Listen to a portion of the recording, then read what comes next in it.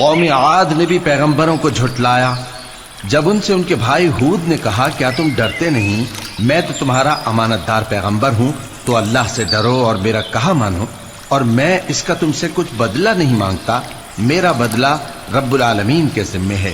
بھلا تم ہر اونچی جگہ پر فضول نشان تعمیر کرتے ہو اور محل بناتے ہو کہ شاید تم ہمیشہ رہو گے، اور جب کسی کو پکڑتے ہو تو جابرانہ پکڑتے ہو، تو اللہ سے ڈرو اور میری اطاعت کرو، اور اس سے ڈرو جس نے تم کو ان چیزوں سے مدد دی جن کو تم جانتے ہو۔ اس نے تمہیں مویشیوں اور بیٹوں سے مدد دی اور باغوں اور چشموں سے۔